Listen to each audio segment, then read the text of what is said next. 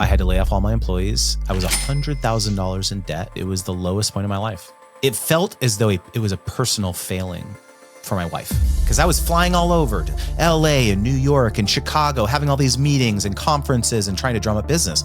And so for that to fail and not have the outcome that I've been promising for the last 5 years was humiliating.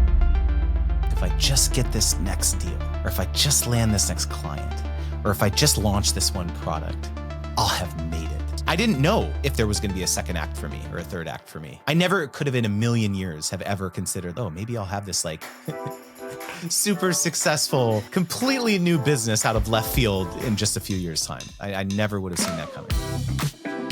Welcome to the making of Justin Moore. I am so excited to spend some time with you today. I am so thrilled to be here, Alexis. You have no idea. So I have to ask, do you ever get mixed up with another Justin Moore? I do.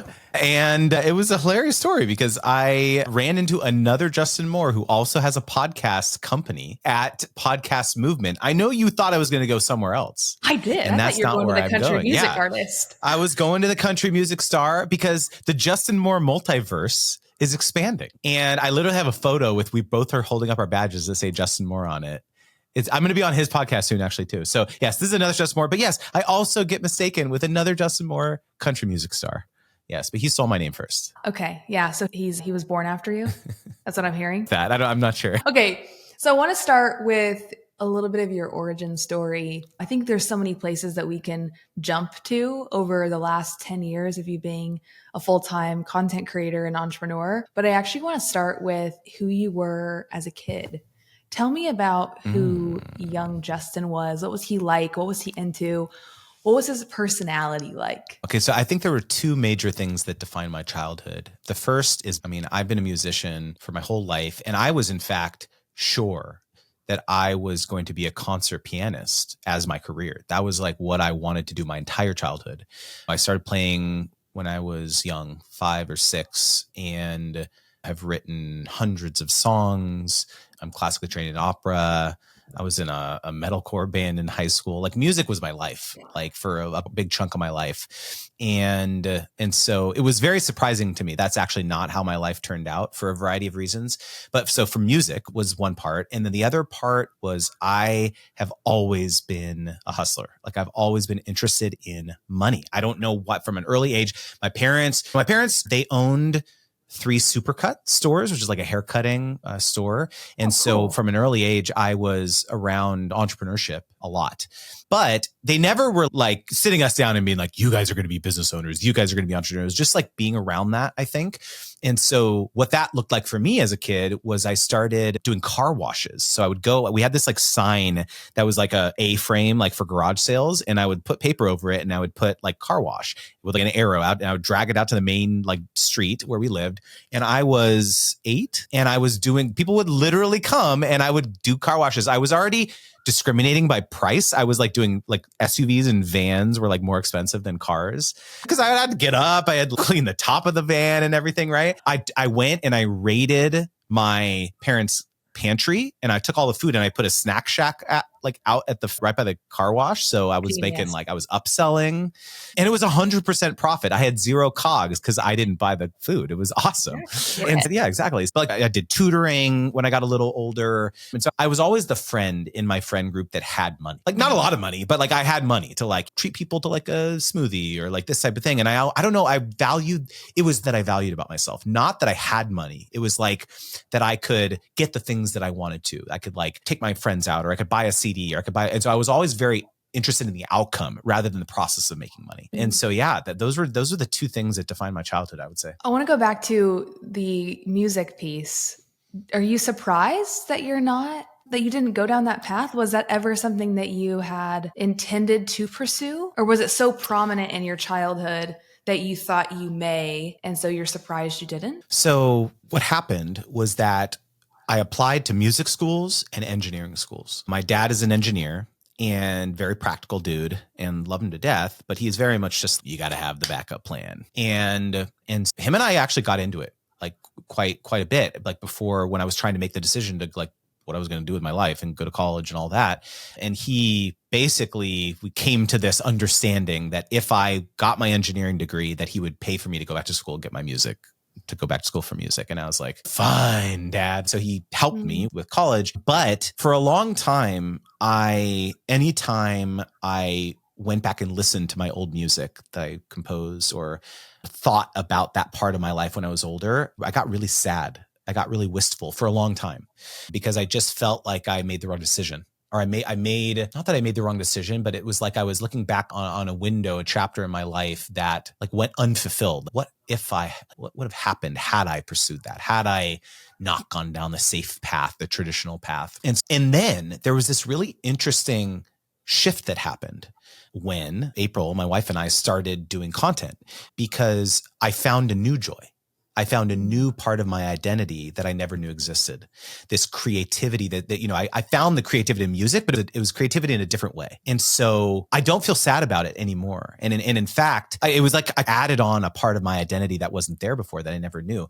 And so the full circle moment of all this is that I am now starting to make content incorporating my music all about sponsorships, which is my niche in my business. And so it's this really interesting, beautiful moment because I've released some videos recently where I'm like playing piano or like playing guitar about like working with brands and stuff. And people are like, I didn't know you knew how to play piano, or I didn't know you knew how to play music. And so it's just this funny kind of beautiful marriage of all these various things that have impacted me over life that are coming back. Yeah, that's really beautiful to find a way to incorporate it now. I want to talk about those early stages when you did look back at the more creative aspects of yourself, because post-grad, you were in medical device product management for 7 years. So we can't not talk about that because that's quite different than what you do now. And I always think it's interesting to find the complexities of a career, right? And so we can look at you now and we can say, he's made it, he's gotten to this certain point, he's been doing this for over a decade.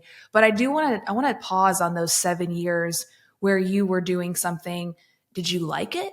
Why did you stop doing it? What about it actually led you into creating content in 2011? There's so much there I want to unpack. So much of life. It's like you make these decisions that upon reflecting back in retrospect, it's just, of course that was going to lead me to where I am now. But I think a lot of people like to romanticize the circuitous path that they took to get to where they are. When in reality, the reason I took that job at that medical device company right out of school was because I didn't know how I was going to pay rent the next month. That was literally why. I was like interviewing, I had a month left, and literally I was like, I need a job. And so medical devices wasn't like the number one thing on my list, but I went and at first I was in applications engineering because I was an engineer by my background.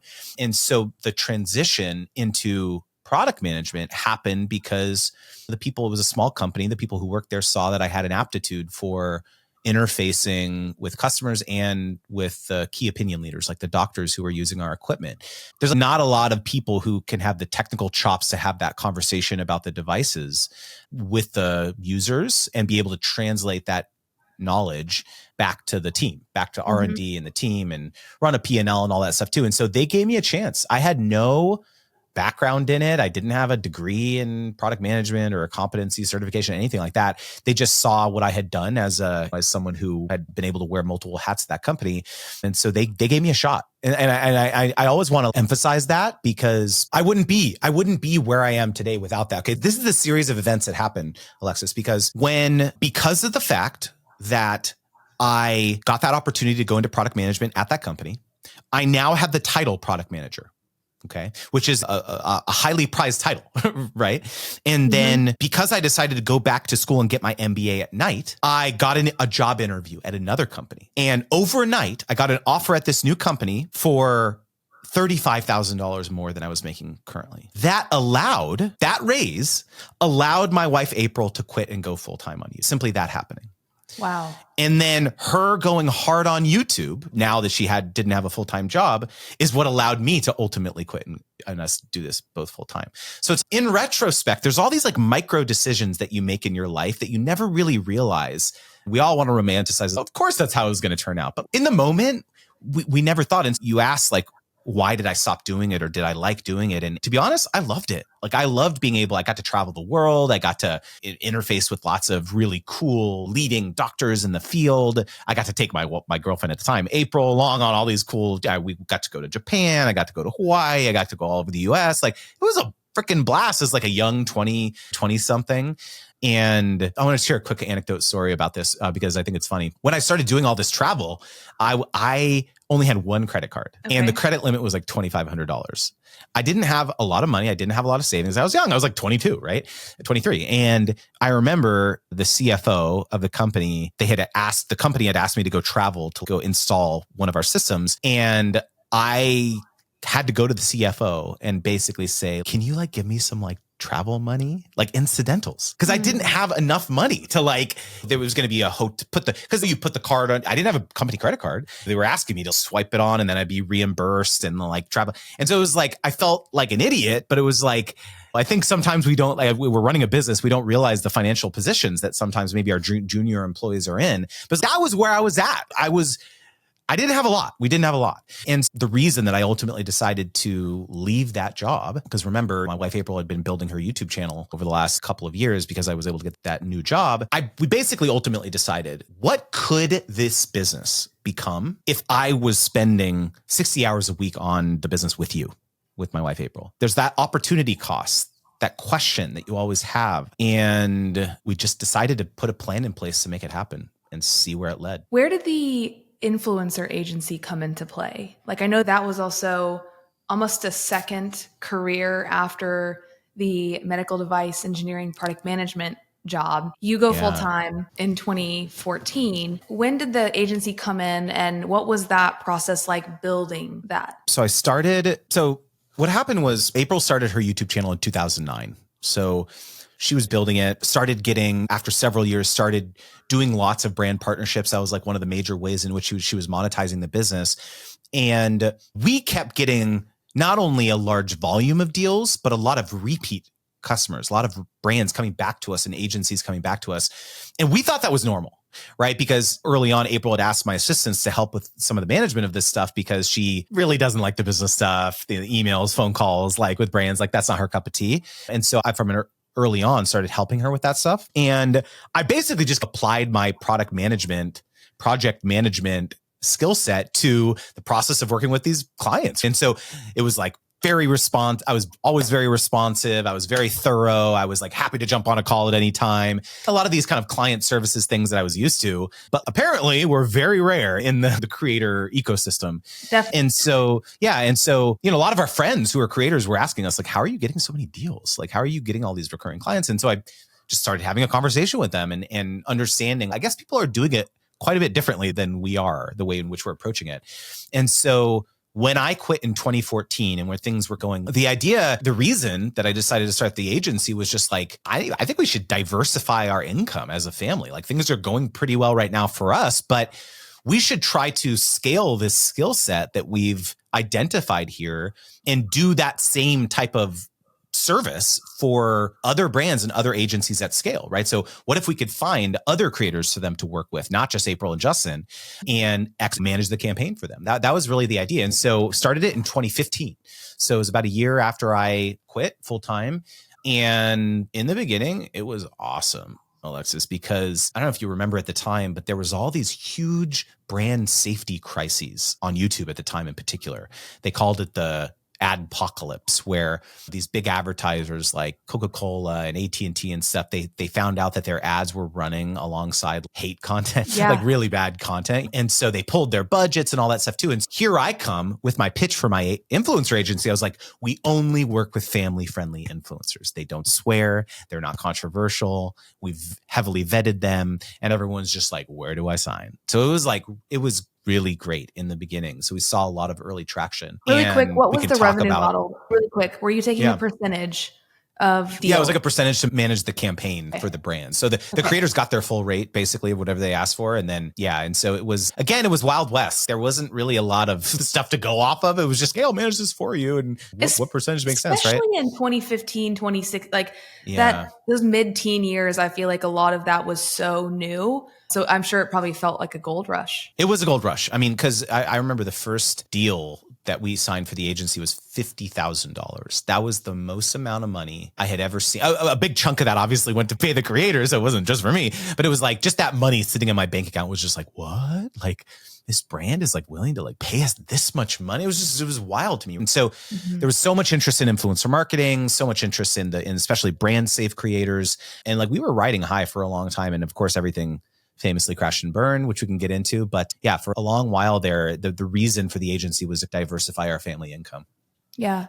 What factors were at play to the crash and burn a couple years in? Yeah. Was it a slow build or was it quick? So it was slow and fast. Okay. I'll qualify that. Things were going super well for a long time. But what happened was as interest started growing in influencer marketing and as lots of sponsorship dollars started flooding into this space, that started to attract the attention of venture capitalists, right? Oh, wow, this is very interesting. Who could we invest in? Who could we fund? What services, software are necessary in this space? And so what happened was a lot of new entrants came into the market flush with $30 million, $50 million in venture capital. And they used it to develop quite sophisticated software dashboards and filtering tools and AI that they could use to find your perfect influencer and all this. And it became very saturated, very fractured. It became very difficult for brands to know who should we hire to help us with our influencer marketing strategy. Because if you type influencer marketing agency or influencer marketing software in Google, there's 15 companies bidding for those keywords. And so this is the environment that we found ourselves in. And so I made the mistake of thinking, okay, we got to compete with these venture-backed companies.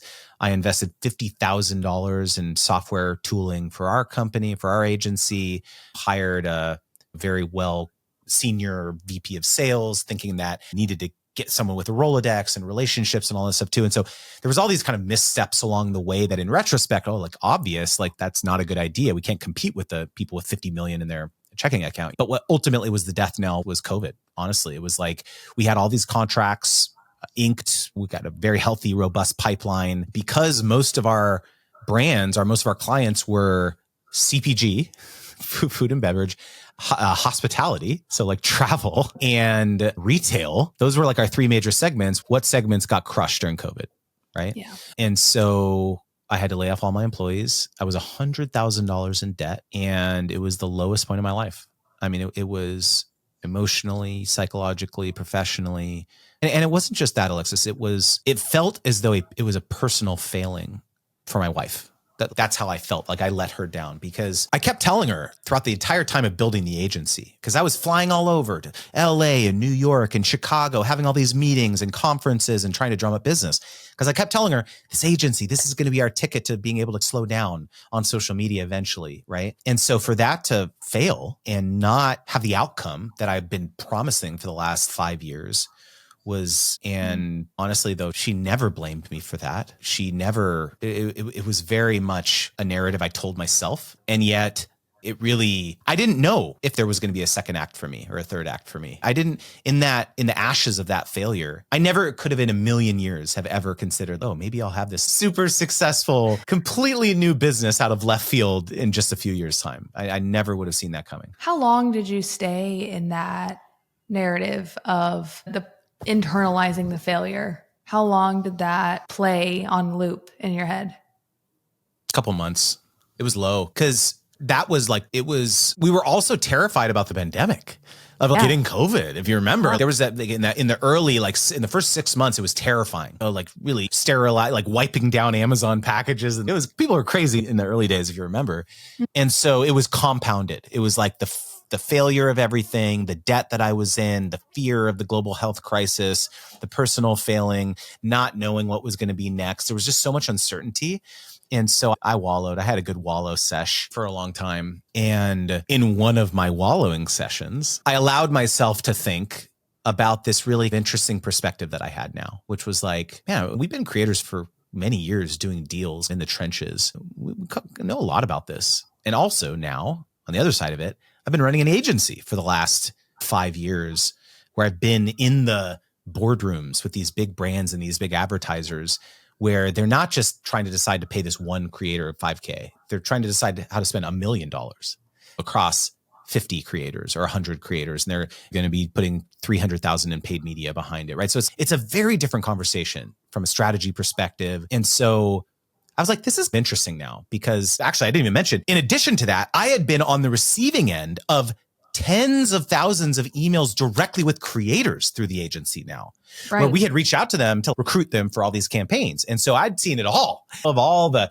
terrible mistakes that people were making when negotiating and pitching and lack of responsiveness and all this. And so I was like, you know what? Let me just make this is interesting. Let me make some YouTube videos about this. Let me go back to that creative foundation that I want to scratch. Yeah. And so that's what happened. I started making some YouTube videos.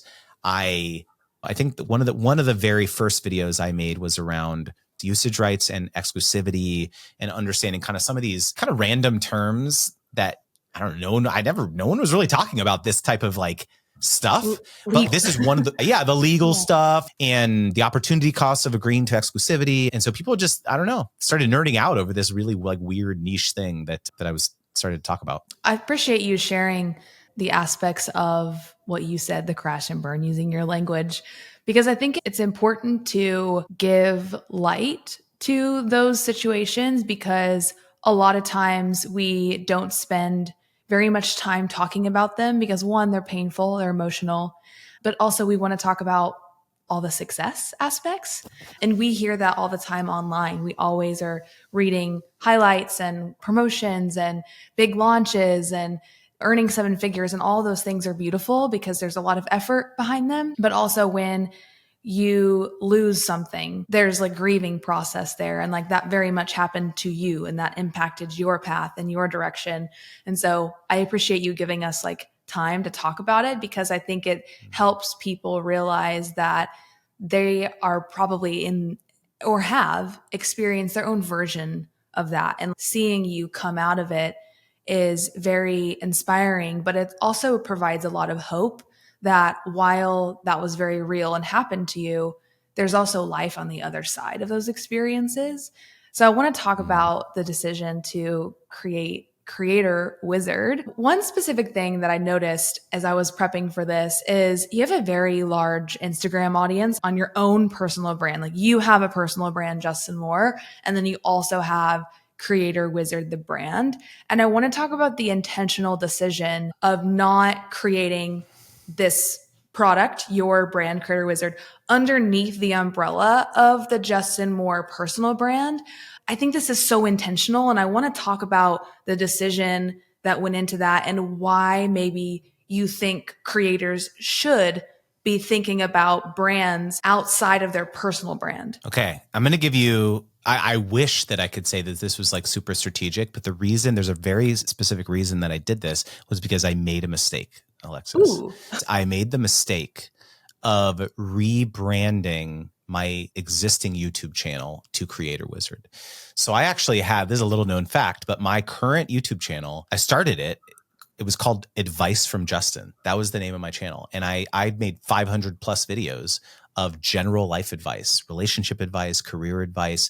And that was how I got the bulk of my subscribers, like 35K plus of my subscribers were from that. Cause I had my own YouTube channel with when my wife and I had all those channels. And then I stopped making videos for 5 or 6 years. And so when I decided to start uploading about Creator Wizard, I was like, I've got this YouTube channel right here. I got a bunch of subscribers on it. I should just slap a fresh coat of paint on it and make that my channel. And I regret that. I 100% regret that decision, because the vast majority of the people who followed that channel were not interested in sponsorships. We're not interested in creator. They're not creators. They were just like people who wanted general life advice, which is what I was doing before. And so when I did ultimately create the Instagram page thereafter, I decided, I was like, okay, I'm not going to make that same mistake again. I'm not going to take the 35 or 40,000 people that I have on Instagram and subject them to all my advice that I'm going to be dispensing now around sponsorships, because they don't care about that. And so that decision was born out of the mistake that I made not starting a new YouTube channel. Did switching it and rebranding the personal YouTube to Creator Wizard, did you see like subscribers drop, and did that ding your performance? Yeah. I mean, I've always been operating at a handicap, I think, because in the beginning, or even now, anytime that, like it's a little bit different now. YouTube is a tricky animal because subscribership used to be a much bigger thing, right? Because you would go to your subscriptions feed, like on YouTube, to like see who you were subscribed to and all that stuff too. But as we all know, so much of the social media algorithms have shifted more to like an FYP or a For You model, where most people just go on their homepage now and it's curated, right? Because it's based on their watch behavior, their viewing behavior.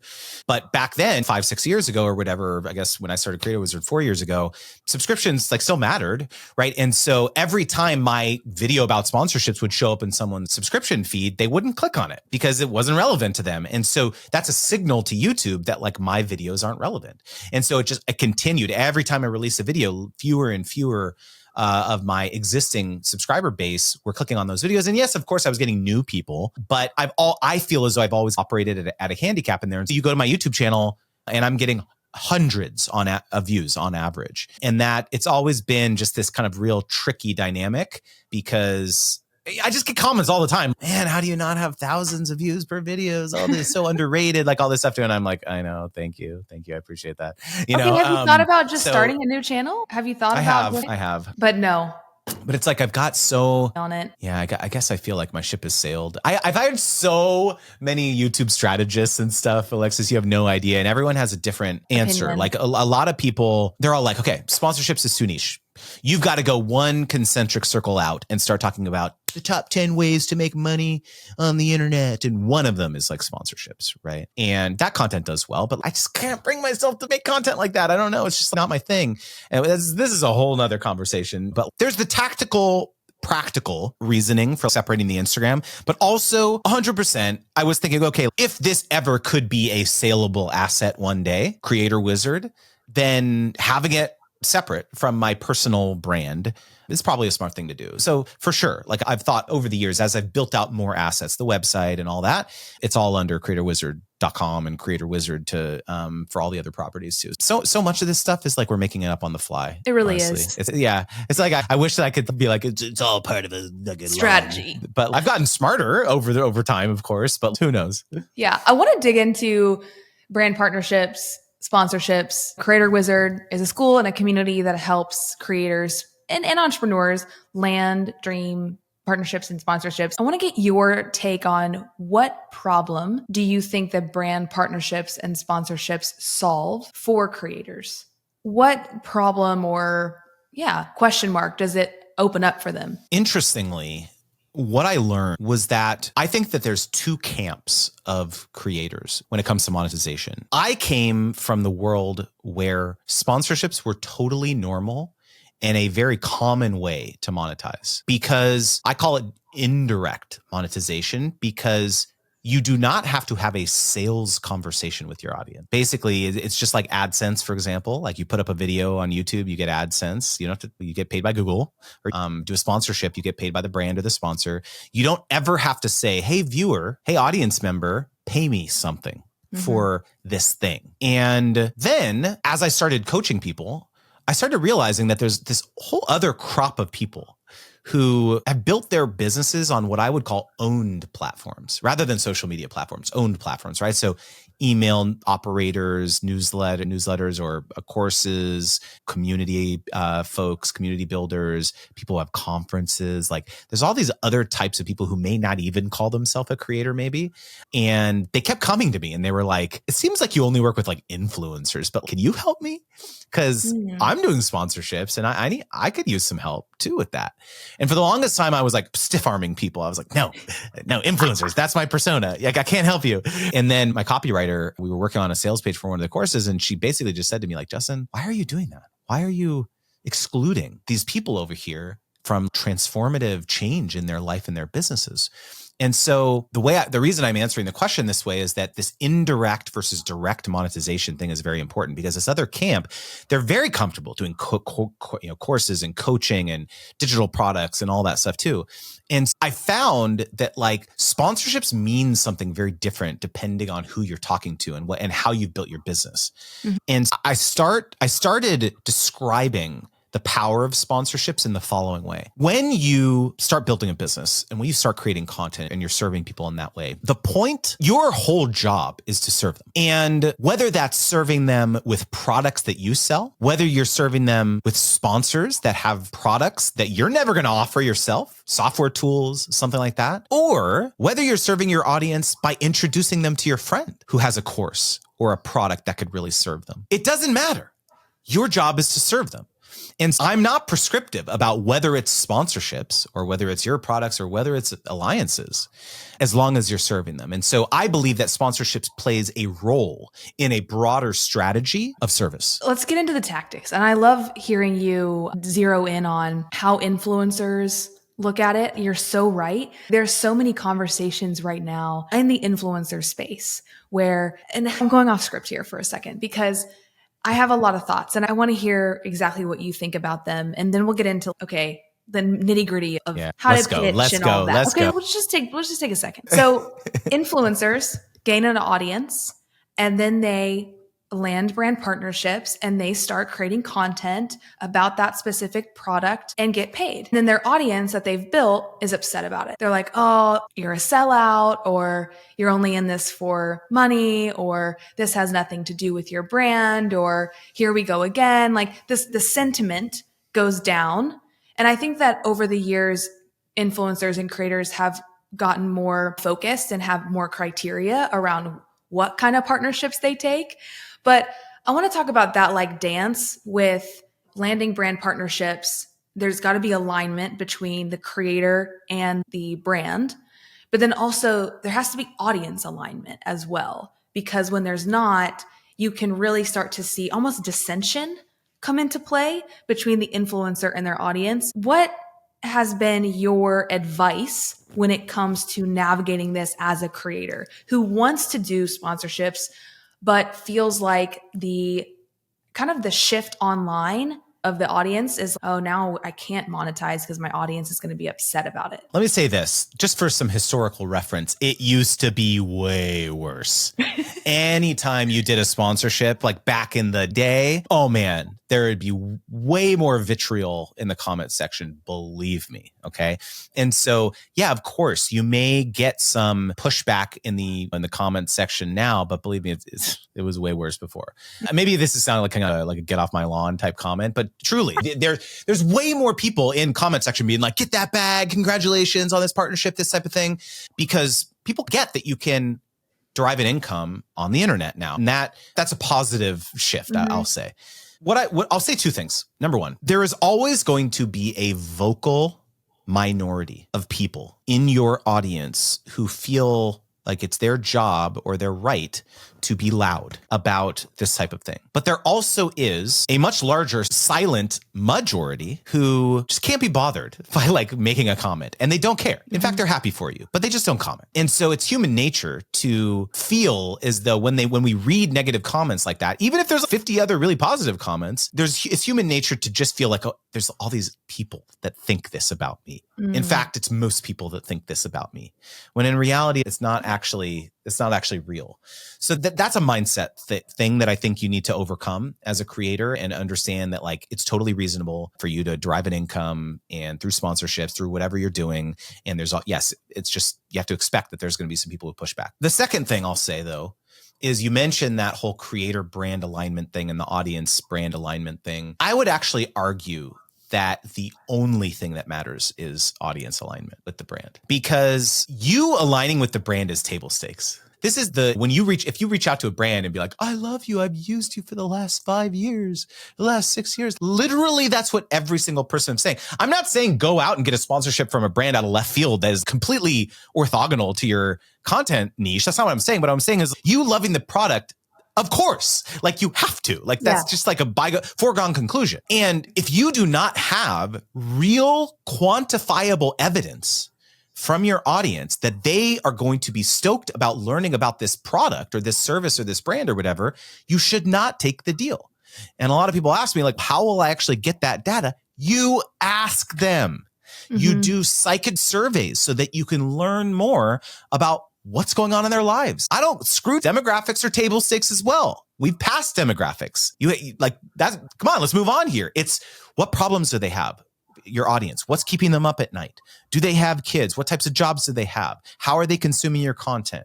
What brands and products and tools are they using or interested in right now? You can ask your audience these questions. And when you learn, wow, I didn't realize that I have this like non-trivial segment of my audience that is into DIY quilting or something. I didn't realize that.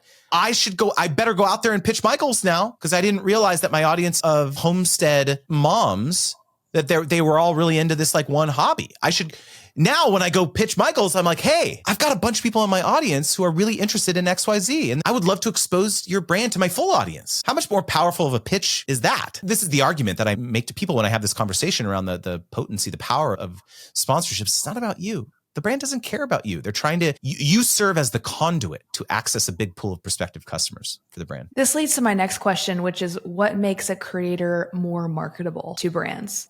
If you think about how brands are thinking about the return that they want to get on an investment when they compensate someone, there's 3 major goal types that a brand has when they run a campaign. It's awareness, repurposing, or conversion. An awareness goal type is where they're trying to just spread the word, right? They're launching the product. Maybe they're launching in a new territory. They're just trying to get grassroots support out there, right? A repurposing campaign is where the primary reason that they want to hire you is to take your content and use it in other ways. Maybe put it on their website, use it on an e-commerce partner, maybe run paid advertising with it, maybe like you guys hired me to do recently. And then the final one is conversion, right? It's, hey, we want to drive sales. We want to drive signups for our software program. We want to app downloads, right? It's something attributable, measurable. And so the creators who understand how to ask questions like this so that they can deliver a bespoke recommendation to the brand are always going to be preferred. Because if a brand tells you that, yeah, repurposing, that's really what we're hoping to, after you post that YouTube video or after you post that podcast, we're going to turn around and make it a audiogram, or we're going to turn around and put it on this blog post and whatever. And so if you can say, oh, it's so good to know that's one of your objectives, I can help you get more mileage out of the asset that I'm creating while I'm filming, I'll film several different hooks, several different calls to action at the end, and I'll deliver to you 10 assets instead of 1. And you can use those for paid advertising. You can use those for the blog or for social media. And so now the brand thinks, wow, we're talking with these 10 other people, but Alexis is the only person who has really understand what we're trying to do here. And even though Alexis is going to be 5 times as expensive, we probably should just go with her, because it seems like she's going to help us accomplish what we're after. That's big. That's big. And I'm on the brand side. I'm in brand partnerships. That's my role here at Circle. So you just described so much of what I'm looking for too. So it's interesting having this conversation on the business side and then the creator. So yeah, this is gold. What do you think a creator, aside from you mentioning they need to understand the brand's goals, are there any other aspects of them getting really creative that you feel is important when it comes to pitching outside of understanding like the conversion awareness or repurposing aspect? Yeah. So pitching is creativity. This is what I say a lot, is that you can invent things in your business that don't exist yet so that you can get the brand excited about potentially partnering with you. I'll share a quick anecdote. I was negotiating with a brand who had an affiliate program that they really wanted to promote. They wanted to go big and get a bunch of creators to join and all this stuff. And they kept saying, we've sponsored a lot of like newsletters recently, and it's fine. Like we like that. But after those newsletters go out, it just feels like they disappear into the ether. Right? It's gone now. And they kept saying this over and over on the call. And I was like, interesting. Okay. Just wrote it down, kept listening. And so when I put the proposal together, I said, this brand, they seem like very obsessed with this idea around it, permanency and the ethereal nature of their existing sponsorships. So what did I do, Alexis? I created a brand new section of my website called Partners. And I created a page dedicated to the brand. I password protected it. I put their graphics. I went to their website. I took the graphics from their influencer program. I put a little thing about it. I put a call to action button, join it now or whatever. I password protected it and I screenshotted it and I put it in the proposal. And I say, hey, in addition to this newsletter partnership that we're going to do, I will also feature your brand on this brand new section of our website called Partners. And they said, where do we sign? Wow. So it satisfied this thing that they were really excited about, of calling attention to the fact that we were partnering right? Because at the end of the day, I have my brand has cachet, right? If I put my stamp of approval behind another partner, that has worth. It's not an asset that I have to create, right? Of me saying I partnered with this brand, but that means a lot to the brand, right? Of being able to say, post on LinkedIn, oh, we just partnered with Justin at Creator Wizard. That means something, right? And so by allowing them a channel or an outlet, an avenue to express that, to link to that page when they do the press release and link on LinkedIn or whatever, even if it's not going to drive conversions per se, that wasn't why they were so excited about it. And so that wasn't the reason that they ultimately cared about having that page. It was for other reasons. And I like sharing this example because you're only limited by your own creativity.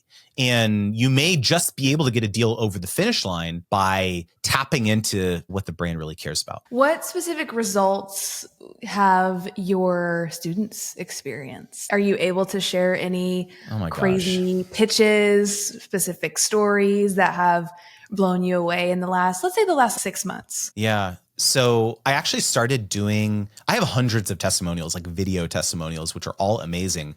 But what I've actually started to do is case studies. It was different than a testimonial, which is I hired a journalist actually to interview a bunch of my students and coaching clients and alumni and stuff. And so I got these I have these really detailed, I think we have 5 or 6 of them now, these really detailed case studies that go into these people's businesses, super detailed, get amazing numbers from them. One example that comes to mind is El Jefe Reviews. He specializes in headphone, like audio reviews. That's his like whole YouTube channel. And the number that he shared on there was he hired me for a $1,000 coaching call. This was like the initial investment that he did. And he said on the in the case study that he's gotten an 80x return on that. I have another example, a creator that I've worked with from the beginning. His name is Paul. He runs a podcast called the Green Industry Podcast. And he helps, get this, Alexis, lawn care professionals grow their businesses. He's getting 150,000 downloads a month on his podcast. Because you think about it, but the way he says it is that what do these guys have to do all day long when they're mowing lawns is they listen to the podcasts, right?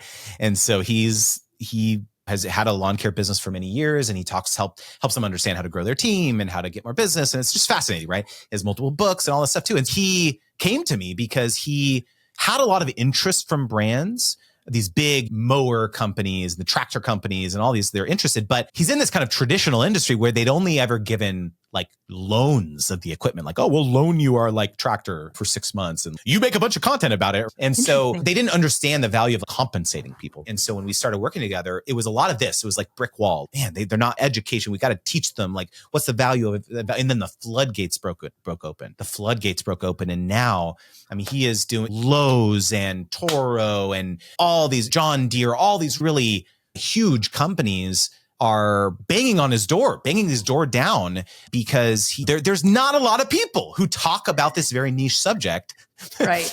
in this industry. And so he's grown a massive business by having a very specific niche like this. And man, I could go on. That's incredible. I mean, I have hundreds of stories literally, and okay, can I share just one more? Because this was really fun. A student of mine, her name is Dr. Alex. Isn't it so cool how there's been this rise of creators who are like professionals, like doctors, lawyers, people who have really big careers, and they've grown these huge audiences. I love it. So Dr. Alex, she similarly has a very specific niche in microbiology. And so she's signing these extremely lucrative 5 and 6 figure deals with these life sciences companies who want to partner with her for webinars, want to partner with her to have people on their team on her podcast. And so it's such a cool thing to see. A lot of people think of like influencers as like dancing on TikTok, like lifestyle influencers, this type of thing. But there's all these really beautiful, deep niches where you can build these like really interesting, cool businesses that have nothing to do with like the influencer trope. Yeah, anything is possible. I think that's what I'm hearing from this is anyone can land a sponsorship deal if they work with Justin Moore. Okay, music to my ears. I want to boil a little bit of water and ask if you can serve us some tea by telling us a brand deal horror story. You don't have to necessarily name details, but I do think it's helpful to shed light on, some things that can go wrong. Can I share one that happened like last week or 2 weeks ago? Please. I did a sponsorship with Lulu. They're an ongoing sponsor of mine. And it's a horror story because of what happened, not because of anything that they did. When you say Lulu, I want to clarify. You're not talking about Lululemon. I'm not talking about Lululemon, although if you want to sponsor me, give me a shout out, Lululemon. No, Lulu, where they help you print and publish your books. They're like a on-demand book publishing service. So they've been an ongoing sponsor of mine for many months. And so I have a deal with them where I do both newsletter partnerships as well as live stream sponsorships every month. And I had a scheduled live stream sponsorship with them 2 weeks ago. And everything that could have gone wrong went wrong, Alexis, on this live stream. So my internet company texted me the day of the sponsorship that, oh, by the way, your internet is going to be out today in your area at various different times, just FYI, because they were doing service on it. And I'm like, gee, thanks. That's great to know. And so I was like, okay, hopefully it doesn't go out right when I'm about to do this live stream. I had my friend Joe Casabona. We were going to do a guest, like a joint live stream. Okay, this is so hilarious, Alexis. I could not have planned this perfectly. The live stream title was Brand Deal Horror Stories. That was the title of the live stream that we were doing for this. I'm not joking. Okay. And so on this live stream, about 10 minutes into it, my internet gets cut out. And Joe is like still on the live stream. He's like, oh, okay, looks like we lost Justin here. And so he starts going with it. So I'm like, oh my God, this is a sponsored live stream. What am I going to do? I tried to log in with my phone. Connection was not good. I kept coming in and out of the live stream. It was like chaos. I was like, okay, I got a bright idea. I'm going to drive to Starbucks. Let me just jump in my car. I'm going to bring my phone. I'm going to go to Starbucks, try to mooch off the Starbucks Wi-Fi. But I couldn't go in there, because that would be super noisy to do the live stream inside Starbucks. So I'm like, okay, let me park as close to the building as I possibly can to try to log on to the Wi-Fi. And that wasn't working. Okay. And so then finally I was like, okay, I'm just going to get off of Wi-Fi. I'm going to see if the signal is better here. And I'm going to try and join the live stream again. I get in there. Finally, I'm on there for 10 minutes. And then I'm like doing the live stream. And then my phone overheats because it was in the sun propped up on my car. Oh my gosh. And shuts off. And it shuts off. Oh my God. And so the funny part about this was like Joe ended up doing the ad read for me for Lulu because he's actually worked with them in the past. And so he was like, I'm just going to pull up some old talking points that I have. I'm going to do the live stream. I'm going to do the ad read for him. And so let me talk about a few learnings from this. What did I do? What did I do when I did the postmortem? The very first thing that I did was I reached out to the brand and I said, this is what happened. I'm so sorry. There's this comedy of errors happened. Even though Joe did the ad read for me, technically, I'm going to do an extra live stream. I'm going to add an extra deliverable onto the agreement because I want to make sure that I do it justice and all that too. And they were super appreciative of that. And so there's a couple other learnings for me, which was that this stuff happens. It's not if, it's when. I've had stuff happen like this for me when I've been giving a live speech at a conference when the internet wasn't working. I couldn't access my presentation properly. I've had stuff happen like this doing sponsorships with my wife, April. And really at the end of the day, it's about how do you behave under pressure? I understood that it's fine. I'll do another ad read for them. It's not a huge deal. As long as you do right by the sponsor and by the brand, it's going to be okay. This is life. People understand. And so, I'm actually working on my live stream for next week is called Anatomy of a Failed Sponsorship. And I'm going to tell this story. I'm going to talk about what happened. So I'm very big on just sharing the behind the scenes, sharing the kind of building this business in public, because this is what we all go through this stuff and we need to shine some light on it. Absolutely. It's the transparency piece. That is, I think, what also draws creators to you because you're able to share and dissect what worked and what didn't work. And creators are attracted to that. I am curious, shifting gears here towards some maybe bets you're making or calls that you're making about the future, especially in the influencer and creator space specifically. How do you think that creators can build careers instead of I do this for a year or two and then I burnt out, or I did it for, hey, the money's good, I'm doing it for the here and now, but it's not necessarily sustainable. And this is something I've been really ruminating on in my personal business and at Circle is how do we actually help creators build careers? And you see them, they're out there. There are creators who have built careers as their business. But I think it's a little bit of a mindset shift. So I'm curious, I want to pass the mic to you and get some of your thoughts on this. There's no way that you could have known this, But I have a very spicy take that I'm going to drop for you right now, because I was just literally writing an email that I'm going to be sending to my audience soon. Can I just read you a small excerpt of this? Because I think it's going to be very spicy. So here's what this email says. Sponsorship negotiation is broken. For too long, managers, agents, and brokers have skimmed 20% off the top of creators' brand deals. Do most brands hate dealing with managers? Yes. Do most creators have horror stories from working with terrible managers? Also yes. And yet almost every creator I talk with seems fixated on finding a sponsorship manager so that they can focus on the creative stuff. Here's the cold reality. No manager will ever care about what you're doing as much as you. And I go on about what I believe is the solution to this. Mm-hmm. But if you are a creator who wants to build a career, entrusting that asset, the building of this asset, to someone else, I believe is a critical mistake. If I had to share a quick anecdote of all of the creators that my wife and I have known over the last 15 years, the ones that delegated this stuff, the business stuff, the building, being the CEO, and figuring out what is the underlying economic engine behind your business to keep this thing rolling, the people who delegated that to someone else are either no longer creators or they've really struggled. And almost without exception, the creators who have taken this stuff seriously and said, I am going to learn this stuff. I am going to learn. Maybe it does mean hiring a team and developing this competency in-house. Because what I'm not saying is like, don't hire a team, right? I have a team, right?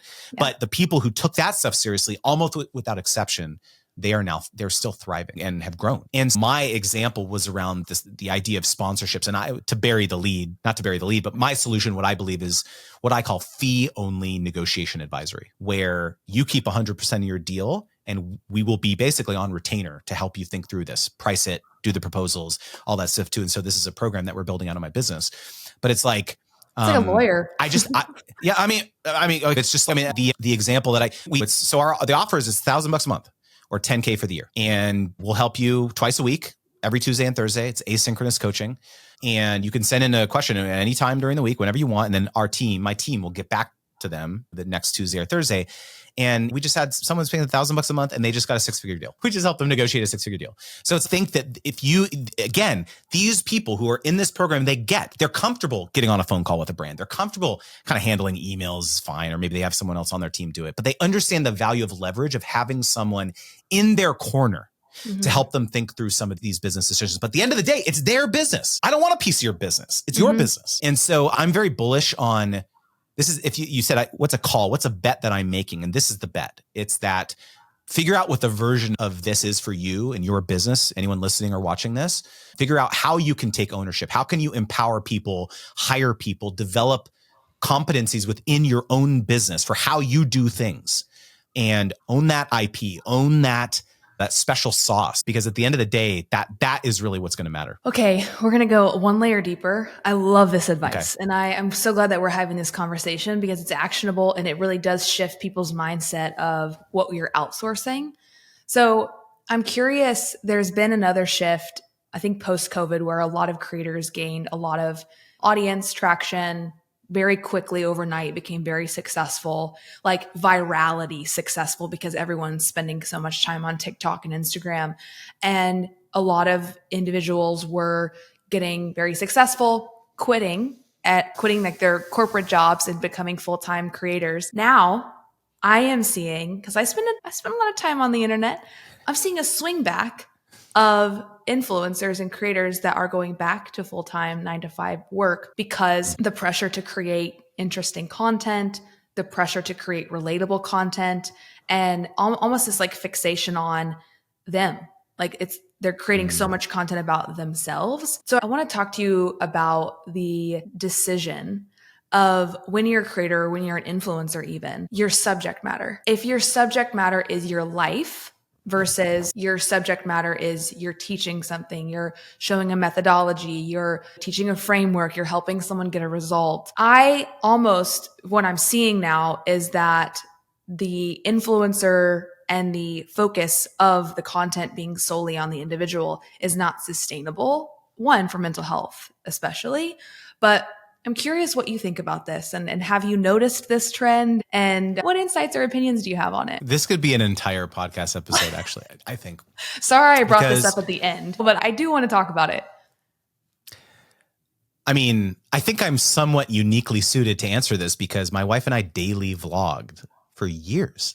We daily vlogged for over 1,000 days without missing an upload, a single upload. And these are 15, 20-minute videos. Holidays, being sick, you name it, we had a video out. And that is not something I recommend to anyone. It was brutal. And to your point, we have shared our lives on the internet for 15 years. That has been the business for my wife and I, is like sharing our life. We vlog, we talk about our personal lives and stuff like that. Both of our birth videos are on YouTube, PG versions of those, obviously. But like we were vloggers. Yeah, that's how we came up. And I must say, over the last 3 or 4 years, building up a business that is built on the back of helping people accomplish a transformation, an outcome, I have a much healthier balance, a much healthier relationship with my work than I ever did before. Mm-hmm. Because when your work is your life and there's no difference, which is how it was for the first big chunk of our career, it makes it really tough. Especially being in the public eye and the scrutiny that comes with that, especially being a new parent, like in a lot of the opinions that people have about that. So it's hard. And so I 100% agree and acknowledge that there is a difference in being, I know Jay Klaus talks about the entertainer creator versus an educator. There's a very different dynamic, right? But what I will say though, is that there is absolutely a pathway for entertainment focused creators to build a sustainable business. But you have to be smart about it. You really do. Because I know firsthand, I have people in my DMs on the daily that share that exact anecdote that you did, which is I built up this huge audience and I'm not making any money, or I'm making very little money. And so this is when I start going down this path of having the conversation we were having earlier around it's not just sponsorships. It doesn't have to be just sponsorships. Maybe it's stuff that you sell directly. Maybe it's being an affiliate or having an alliance with another person, right? It's like this kind of trifecta that I call it, an audience first offers, your PSA, your product sponsors and alliances. This a lot for a lot of people. And I think that at the end of the day, understanding that it's okay to derive a livelihood from what you're doing and making peace with that is the most important thing. If you feel weird about it, if you feel like you have to hedge every time you do a sponsorship, or if you hedge every time you say that you're going to sell something or a digital product or whatever, then of course it's going to be a really weird dynamic with your audience. So the first and most important step is owning it and realizing that just like any other job, it's okay to derive a livelihood. And so you have to make peace with that first. For allowing me to go deep there. I'm always curious, especially because you've been on both sides. There's so many ebbs and flows of the creator economy that we've seen even in the last 4 or 5 years. And you've been there since almost the beginning, 15 years ago. So it's interesting to hear how things have changed and also what has remained the same. I have loved this conversation. I could talk to you for hours and hours, and I always enjoy getting to learn from you and getting to experience your energy. Is just so contagious and magnetic. So I'm just really appreciative of the time that we got to spend together today. I want to end this conversation with you sharing some dreams that you're working on. What are you creating right now that is really energetic to you? But before I answer that, can I share just one more quick thing? I think is like a really important bookend to this conversation. For the longest time, I felt as though there was a corner that I was about to round in life or in my business. If I just get this next deal, or if I just land this next client, or if I just launch this one product, I'll have made it. All the people in my life who were naysayers, the friends, the family, other peers in my business or my industry, they'll finally respect me. They'll finally love me. They'll give me the flowers that I deserve. And when the agency failed, it was a very humbling moment, which taught me that there is no corner. There is no corner in life, because who was there for me when everything crumbled? It was my family. It was my wife. It was my kids. And what I've been so conscious about building this next thing is realizing that it's the journey that I'm going to look back on and wish that I could transport myself back into in 50 years? That's what I'm going to care about, is the journey. And if there's anything that you take away from this whole conversation, is that rather than structuring your life around these milestones that you're trying to accomplish, these goals that you're trying to accomplish, try to structure your time around the time in between, the time getting to those milestones. Because trust me, I've been there. And when you reach those things, there's always another summit. There's always another mountaintop. There's always more subscribers. There's more followers that you want to get to. That's not the thing that's going to fulfill you. Trust me. So I wanted to say that before I talk about my dreams and the things that I'm really excited about. Yeah, because I appreciate it, because I think that's an exhausting place to be mentally. Like I love the there is no corner, because it gives you freedom, actually. But no one can give that to you but you. No one can tell you that or give you the validation that you're seeking, because it's not ever enough. Like, it has to come internally. It has to, otherwise you're in for a tough ride. Yeah. Dreams. So I've got two big dreams, Alexis. I'm writing a book. It's called Sponsor Magnet. And I wish that this book existed when we started 15 years ago, because we made every mistake in the book, literally. And after teaching hundreds of creators this process around sponsorship strategy, I just realized there's no definitive text about this. There's some college textbooks and some old corporate type stuff, but sponsorships are the number one revenue stream for a lot of people. And there's no book about it. That makes no sense to me. And so I'm going to write the book. Maybe by the time you're listening to this, the book is out. But yeah, it's called Sponsor Magnet: How to Find, Price, and Execute Your Dream Sponsorships so that you stop leaving thousands on the table. And conference. I'm launching a conference. It's called the Sponsorship Strategy Summit. Same logic. There's no conference for sponsorship strategy, even though it's the number one source of revenue for a lot of people. So I'm very excited. I think I just want to help people. I think that this can have such a profound impact in their lives and their businesses.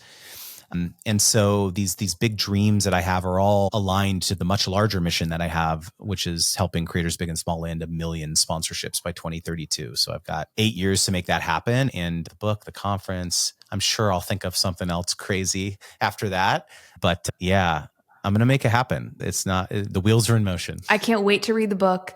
I can't wait to hear how it impacts thousands, millions, hundreds of thousands of creators. And I love the sentiment too of just want to help people.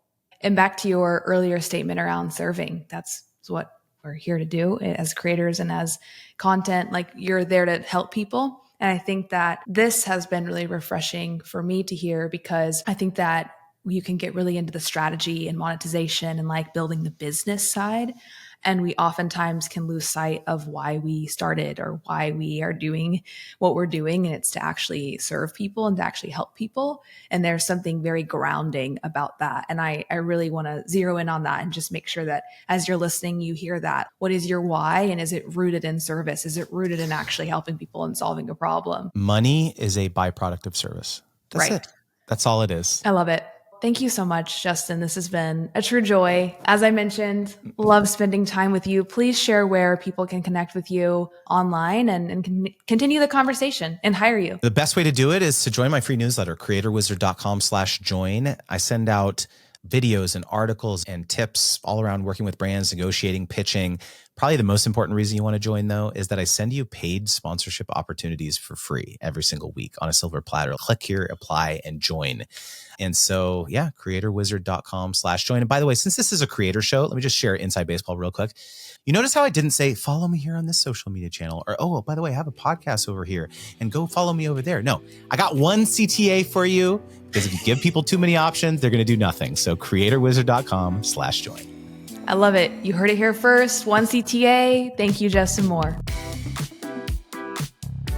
Hey there, it's your host, Alexis Teichmiller. If you've made it this far in the show, I have a special surprise for you. Before I share that, though, this is your friendly reminder to leave a review of the show. We'd love to hear what you think of the new podcast, and we're open to your feedback. Okay, so I have interviewed a real person from Justin Moore's community, Paul Jamison. Paul is the host of Green Industry Podcast, a show to help lawn care professionals grow their businesses. Talk about niche, right? The show has 3.5 million downloads, but he was struggling to make money from the show. Enter in Justin Moore. Working with Justin has allowed Paul to earn more sustainable income from his business. This is an inspiring story about how the right mentor and support can shift everything for you.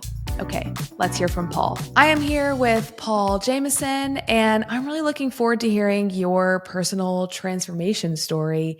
Welcome to The Making Up. Hi, Alexis. Okay, so I'm curious, how did you first discover Justin Moore?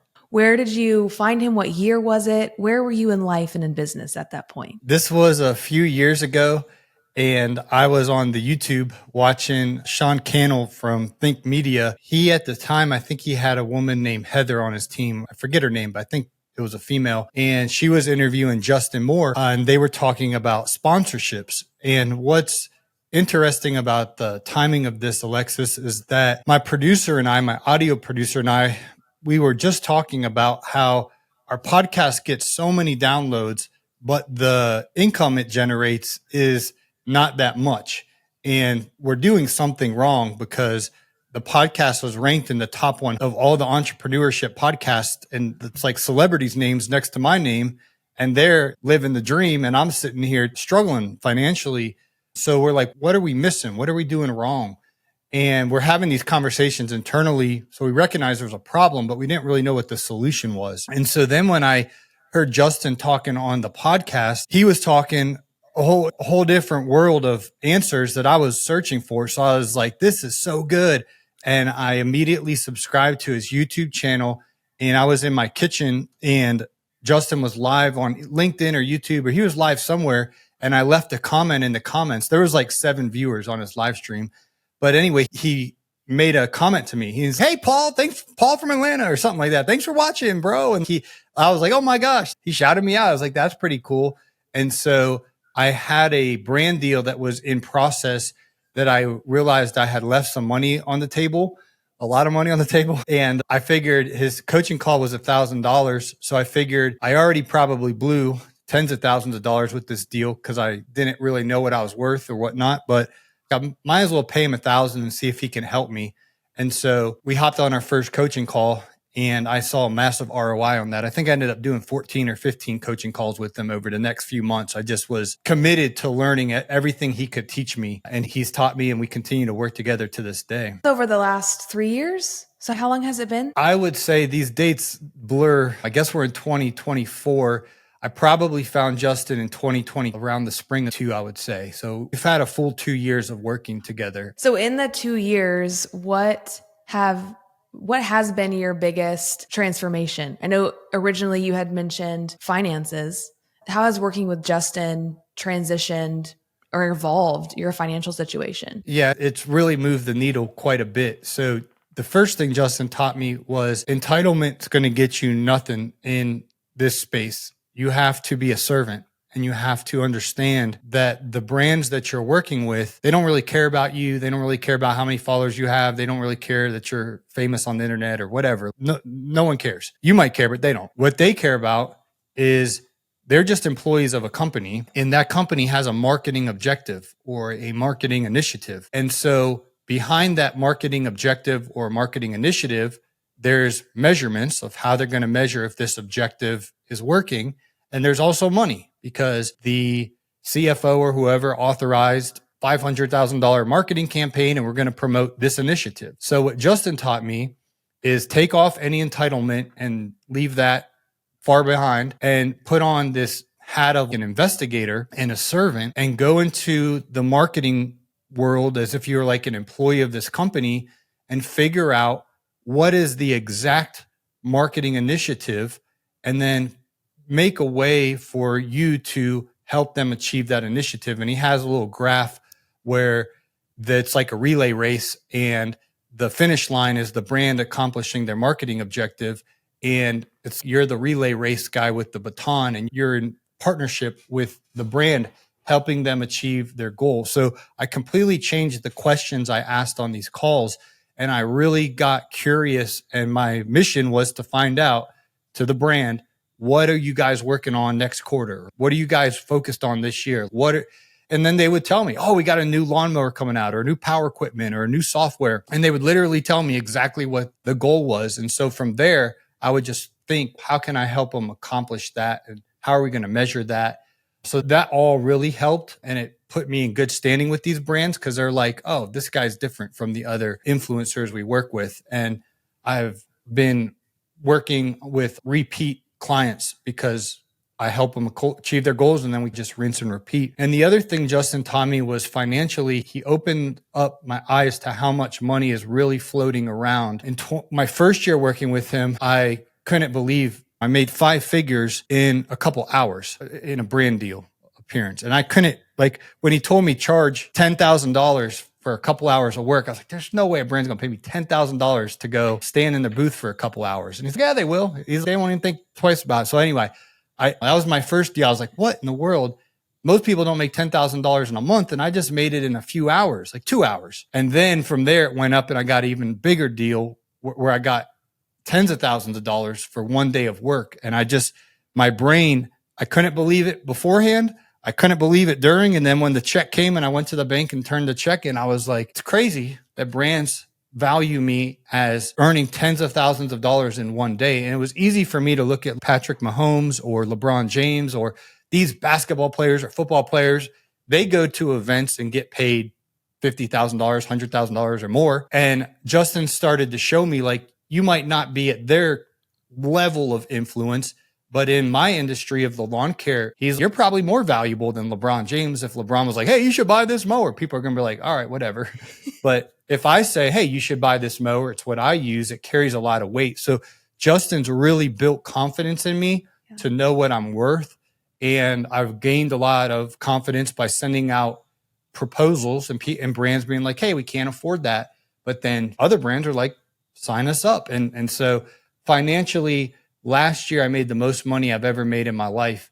And it's awesome. Like the peace of mind I have, money solves a lot of problems. People are shy about it, but I've had the best health I've had in my life, the most peace I've had in my life, just margin. I haven't been stressed out about money. I'm very frugal and live on way less than I make, but Justin's helped me make more, and it's really changed my life. So I'm very grateful to these principles that Justin's taught me and the way he's helped me communicate with brands. It's been life-changing, to say the least. Wow, Paul, what an incredible story. How has this shifted? You touched on what now you see as possible. You see what's possible for your earning potential, for your business. When you look out at the next 3 to 5 years, based on working with Justin, based on what you know is possible, how has that shifted what your goals are and what you're going after in the future? Yeah, Alexis, my goals are a lot bigger now. Before I was just like, my goal was like, how do I avoid working at Uber or Lyft or DoorDash? Those were real conversations I was having with my producer. I was like, man, we have all these downloads, millions of downloads, but where's the millions of dollars? And so Justin's helped me set way bigger goals and realize that there's big pots of money out there in the marketing. And if I can solve problems, when I can help these marketing initiatives get accomplished, then I can get paid very well. There's a lot of money floating around out there that I was completely unaware of. And the more Justin's trained me, I've really become a student of marketing and how marketing works and how these businesses have marketing teams and how I need to communicate with these teams and things like that. Justin's helped me a lot on LinkedIn. I'm got a long way to go on LinkedIn, but I'm more paying attention to who the proper people are that I need to be in good standing with and really building those networks and relationships. And my goals are much bigger than before meeting Justin. My bank account's bigger than before meeting Justin, and just my confidence in myself that I have worth. And if I serve a company and do a really good job, they're happy because I help them. And then I'm happy because they paid me a good amount. So it's this win. And then, like I said earlier, Alexis, we rinse and repeat. I'm continuing to work with the same brands over and over again, which really gives me some stability in my life. And I'm not struggling to be like, oh, well, how am I going to pay rent next month? I already know, oh, this brand pays me the amount my rent is, and I have a year contract with them. It just gives me a peace of mind. Yeah. Wow. Thank you so much. That was incredible. Where can people stay connected with you and continue following your journey? You're in such a unique niche as well. Yes. So my niche is actually I help lawn care business owners grow their business and kind of take a lot of lawn care businesses, Alexis. I don't know how much about our industry, but we call them chucking the trucks. And they're out there and they got the equipment and they got a black and mild in their mouth and their boxers are hanging out and they don't really know what they're doing. And so I help guys like that really get organized and go from operational kind of chaos to streamlining their business and boosting their profits. And I love landscaping and lawn care, but specifically the business side of things. My podcast is called the Green Industry Podcast. And if anybody is in the trades, specifically lawn care and landscaping, I could definitely add value to your business and help you with your business. My Instagram is mainly where I hang out online, and my handle is at Green Industry Podcast. But if you just type in my name, Paul Jamison, you should find me on TikTok, YouTube, all the places the kids are at. MySpace.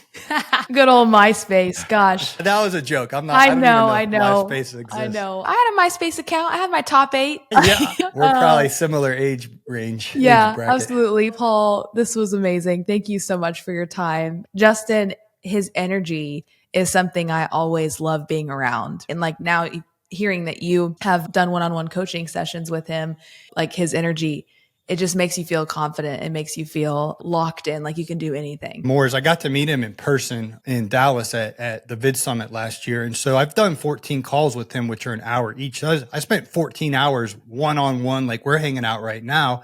And of course, I've taken his course online and I basically bought every product he has. I'm pretty sure I've done it all. I'm in his monthly program now. When I met him in person, he just made me feel so special. He went out of his way, took me to a pizza party with a bunch of his friends. And I got to go in the Uber with them. And he was just like, he was making sure that I felt his hospitality. And he was just, meeting him in real life was so refreshing because I've met some other people on the internet that I've consume content for. Like I looked up to them and then I met him in real life and they thought they were all that in a bag of chips. And I was like, get out of here. Mm-hmm. But when I met Justin Moore, he was so humble and just like, he wanted to make sure that I felt, I'm an introvert. So going to a social pizza party, I'd just stand in the corner and eat my pizza and not talk to anyone. He's like, hey, he's introduced to me, all his friends and drive me around the Uber. And it was awesome meeting him in real life. He really cares about my success and it's awesome. I can't say enough good things about how Justin Moore has helped my life in business. And I don't know how to say thank you enough to him. He really has changed my life.